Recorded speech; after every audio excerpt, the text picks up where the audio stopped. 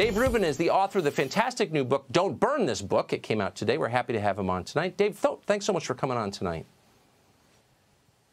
Thanks, Tucker. Good to be with you.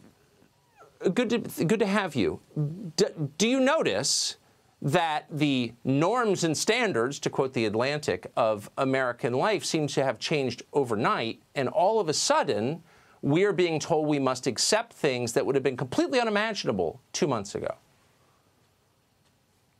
Well, Tucker, there's so much to talk about here. First off, I didn't realize I was going to be on a sci-fi show tonight, but we are entering a dystopian future. We are entering an authoritarian future because, as I've said to you before, authoritarians love authoritarianism. So they're taking this opportunity when we're all confused, we're all locked at home. The only way we can communicate with each other is through their pipes, is through YouTube and Facebook and Twitter and everything else. And they're actually finally saying to us, this is who we are. I mean, the Atlantic is ridiculous. I don't know anyone that reads it anymore. But the bigger issue here is the YouTube, Twitter, Facebook component of it, because we are now saying to them, or they're saying to us, we're going to tell you what's true. And if you dare go against what we say is true, not necessarily what is true, but what we say is true, then we're going to boot you. So, of course, the other part of this is that it will always only be one side that gets booted here. I mean, is Facebook running around and is Twitter and YouTube running around? Are they taking away all the Russian collusion videos that were up over the past couple of years? I'm pretty sure MSNBC has a YouTube channel that still has videos on it. I mean, that was pushing lies and misinformation and propaganda.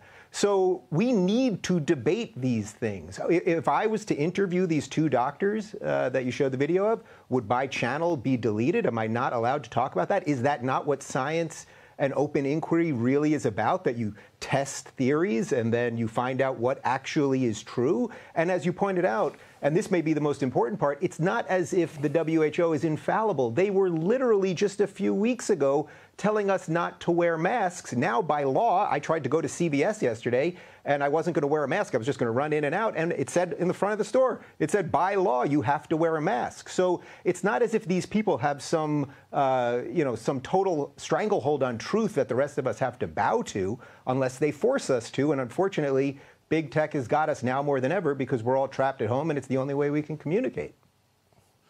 So no one in science has a monopoly on the truth. Science, in fact, is a rejection of the idea that there is a monopoly on truth. It's the endless search for what we can prove. That's what science is. This has nothing to do with it. You introduced as a hypothetical the notion that you could be deleted your channel for hosting this video. I'm not sure that is hypothetical anymore, and my question is very simple. How long before they come for you? You just wrote a book called Don't Burn This Book. How long before they come for the show? Sincere questions.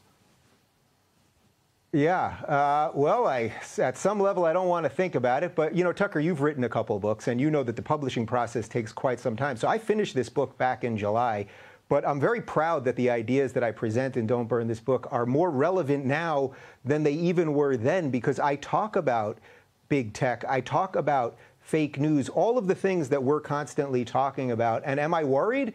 Yeah, I'm worried. I mean, look, everyone should be worried. Everyone should be worried. This is why I started Locals.com, my tech company, because I think we need digital homes. Anyone that's online and you think that YouTube or Facebook or Twitter is there to protect you, you're the product. I mean, these things are free, except free, meaning they just took your soul in exchange for it.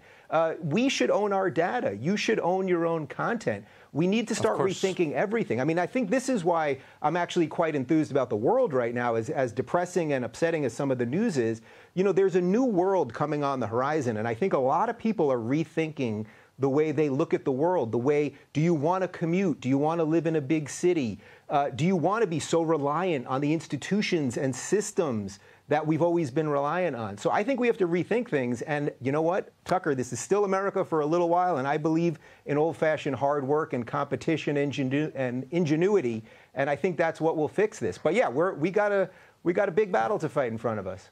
Yeah, and maybe I mean, these companies exist because Congress gave them a carve-out in federal legislation. And you sort of wonder, where is Senator Mike Lee on this question, sucking up to Google? Dave, great to see you tonight.